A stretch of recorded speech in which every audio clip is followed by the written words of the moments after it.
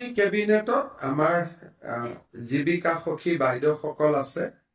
কিছু জীৱিকা সখী ৫,২৪২ গৰাকী বাইদেৱে স্কুটি পোৱা নাছিল।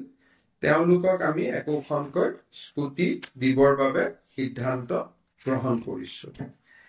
কিছু ট্ৰান্সপোৰ্ট টেক্সত আমাৰ সাল সলনি আছে, বিশেষকৈ ই ৰিক্সা আদি সহায় কৰাৰ কাৰণে এই সম্পৰ্কৰো বিল এখন কেবিনেটত আহিব। আজি কেবিনেটত লোৱা এটা ডাঙৰ সিদ্ধান্ত হ'ল অৰুণোদয় আঁচনিৰ সম্প্ৰসাৰণ। আজিৰ ডেটত ২৭ লাখ ব্যক্তিয়ে অৰুণোদয় আঁচনিৰ সুবিধা লাভ কৰি আহিছে। এতিয়া আমি প্ৰতি সমষ্টিতে আৰু ১০,০০০কৈ অৰুণোদয় আঁচনিৰ আমি হিতাধিকাৰী দিব খুজিছো।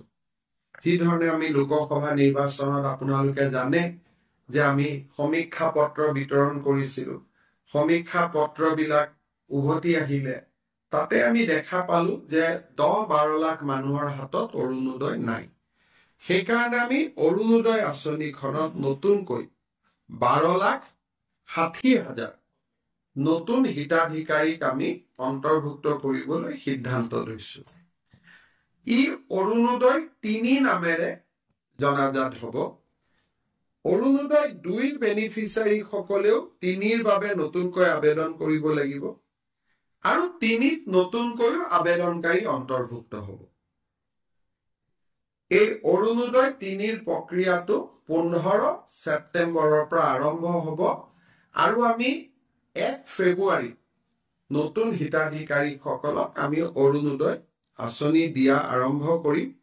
তেতিয়ালৈকে পুৰণা অৰুণোদয় হিতাধিকাৰীসকলে নিৰন্তৰভাৱে অৰুণোদয় পাই থাকিব। কিন্তু যেতিয়া ১ ফেব্ৰুৱাৰীত আমি নতুন অৰুণোদয় দিব যাম, পুৰণা বেনিফিচিয়াৰী ২-এজন হয়তো তেওঁলোকৰ কোনোবা ঘৰত চাকৰি পালে, কোনোবা ঘৰত গাড়ী কিনিলে, বিভিন্ন কাৰণত তেওঁলোকে নাপাব। কিন্তু এইবাৰ অৰুণোদয় এটা আমাৰ কণ্ডিশ্যন হ'ল যে ৰেচন কাৰ্ড থকা মানুহে অৰুণোদয় পাব। ৰেচন কাৰ্ড নাথাকিলে অৰুণোদয় নাপায়। ৰেচন কাৰ্ড থাকিলে অৰুণোদয়টো কিয় পাব? ৰেচন কাৰ্ডবোৰ আধাৰ লিংক, গতিকে অট'মেটিক অৰুণোদয়টো তেতিয়া আধাৰ লিংক হৈ যাব। নহলে মই যোৱাবাৰ আপোনালোকক কৈছো যে বহুত সময়ত কিছু অৰুণোদয় বেনিফিচিয়াৰী কিছুমান মানুহৰ নাম সোমাইছে যাক বিচাৰি পাব দিগদাৰী হয় পিছত। কেবিনেটত বহুত দিনৰ পৰা আপোনালোকে জানে ময়ো আচৰিত হৈ আছিলো, মাজে মাজে চিন্তিত হৈ আছিলো। আমাৰ লুৰিণজ্যোতি গগৈ আৰু জগদীশ ভূঞাই মাজে মাজে পেপাৰ আৰু টিভিত কৈ থাকে যে আমি শংকৰদেৱ বঁটাটো দিয়া নাই। আপোনালোকে শুনি থাকে। তেতিয়া আমি সুধিছিলো যে কিয় শংকৰদেৱ বঁটা দিয়া নাই? দিয়াটোতো আমাৰ কোনো আপত্তি নাই। তেতিয়া আমি গম পালো যে ২০০৮ চনত কংগ্ৰেছ চৰকাৰে এটা সিদ্ধান্ত ললে যে শংকৰদেৱ বঁটা বছৰে বছৰে দিয়া নহব, ৩ বছৰতহে এবাৰ দিয়া হ'ব। ইমান দিন আমি এনেই গালি খাই আছিলো, অথচ তেওঁলোকৰে কংগ্ৰেছ সহযোগী জগদীশ ভূঞা আৰু লুৰিণজ্যোতি গগৈ আমাক গালি পাৰি থাকে যে ৩ বছৰ শংকৰদেৱ বঁটা দিয়া নাই, ৩ বছৰ শংকৰদেৱ বঁটা দিয়া নাই। আচলতে ২০০৮ চনত কংগ্ৰেছ দলে এটা সিদ্ধান্ত ললে যে আমি ৩ বছৰৰ মূৰে মূৰেহে শংকৰদেৱ বঁটা আমি দিব পাৰিম। সেইকাৰণে ২০১১ কনকসেন ডেকাক দিছিলে, ২০০৮ শৰ্মিলা টেগুৰক দিছিল, ৯-১০ দিয়া নাছিল। আকৌ ২০১৪ ML ভাৰাদে পাণ্ডেক দিলে, ১২-১৩ দিয়া নাছিলে।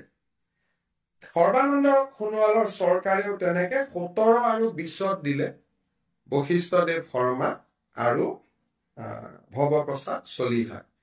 এতিয়া ৩ বছৰ হৈ গ'ল, ২০২৩। গতিকে ২০২৩ চনৰ শংকৰদেৱ বঁটাৰ বাবে আমি বিশিষ্ট নৃত্যবিদ সোণাল মানসিঙক আজি এক্সপাৰ্ট কমিটিৰ অপিনিয়ন মতে আমি নিৰ্বাচিত কৰিছো। গতিকে ইমান দিন আমি এনেই গালি খাই আছিলো। আজিহে এইটো 86ত আৰম্ভ কৰোঁতে এজিপিৰ দিনত এইটো বছৰে বছৰে আছিল, বাৰ্ষিক বঁটা আছিলে। 1986ত আৰম্ভ কৰিছিলে। প্ৰথম বঁটা কীৰ্তিনাথ হাজৰিকাই পাইছিলে, 87ত ভূপেন হাজৰিকাই পাইছিলে, 88ত সত্যজিৎ ৰয়ে পাইছিলে, এনেকে 89ত মহেশ্বৰ নয়গে পাইছিলে। কিন্তু 2008ত কংগ্ৰেছ চৰকাৰে যি কাৰণে নহওক কিয় সোণাল মানসিং জানে, তেওঁ পদ্মশ্ৰী হয়, ৰাজ্যসভাৰ সোণাল মানসিং পদ্ম বিভূষণ হয় তেখেত সোণাল মানসিং। 3 বছৰ দিয়াৰ চিষ্টেমটো 2008ত কংগ্ৰেছ চৰকাৰৰ দিনত আৰম্ভ হৈছিলে। গতিকে আমাক মিছামিছি ইমান দিন আমি গালি খাই থাকিলো, আজি কেবিনেটত কথাটো ওলালে। গতিকে একেবাৰে সময় আপোনালোকে কব পাৰে যে 23ৰটো 4 মাহ দেৰি হৈছে বুলি, 24ত কিন্তু একজেক্টলি 3 বছৰৰ মূৰে মূৰে দিয়া হয়। গতিকে আমি সোণাল মানসিঙক দিবৰ কাৰণে আমি সিদ্ধান্ত লৈছো, আৰু তেখেতে যিটো দিনতে সন্মতি দিয়ে তেনেকে আমি নৱেম্বৰ মাহত আমি এটা অনুষ্ঠান কৰি তেখেতক আমি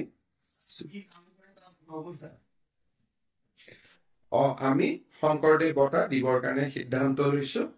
আৰু মই যিসকলে শংকৰদেৱ বঁটাটো আমি দিয়া নাই বুলি আমাক সমালোচনা কৰি আছিলে, তেখেতসকলৰ ওচৰত মই কৈছো যে 3 বছৰে বঁটা দিয়াৰ সিদ্ধান্তটো 2008ত কংগ্ৰেছ চৰকাৰে কৰি থৈ গৈছিলে, আৰু তেনেকে এতিয়া প্ৰতি 3 বছৰৰ মূৰে মূৰে দিয়া হয়, আৰু কোনো 3 বছৰতে এতিয়ালৈকে এইটো মিছ হোৱা নাই। মই চেক কৰিলো ৰেকৰ্ড, 8তো দিছিলে, 11তো দিছিলে, 14তো দিছিলে, 17তো দিছিলে, 20তো দিছিলে। অৰ্থাৎ কভিডৰ সময়তো এইটো বন্ধ হোৱা নাছিলে। শেষত এটা সৰু কথা যে আমাৰ মাধৱদেৱৰ তিথিৰ বন্ধটো 23 তাৰিখে আছিলে, কিন্তু আমাক সকলোৱে জনাইছে যে এইবাৰ 23 তাৰিখে সন্ধিয়াৰ পৰাহে তিথি লাগিব, একচুৱেল সকলোৱে উদযাপন কৰিব 24 ছেপ্টেম্বৰত। সেইকাৰণে মাধৱদেৱৰ তিথিৰ চৰকাৰী বন্ধটো আমি 23 ছেপ্টেম্বৰৰ পৰিৱৰ্তে 24 ছেপ্টেম্বৰলৈকে আমি লৈ গৈছো। আৰু কিছু সৰু সৰু সিদ্ধান্ত কেবিনেটত আছে, টুইট বা ছচিয়েল মিডিয়া যোগে আপোনালোকে জানিব পাৰিব। যদি কিবা আপোনালোকৰ 2-এটা প্ৰশ্ন আছে কৰিব পাৰে। আৰু ৰাতিপুৱা মই যথেষ্ট কৈছোৱে, গতিকে এইখিনি ৰিপিট নকৰি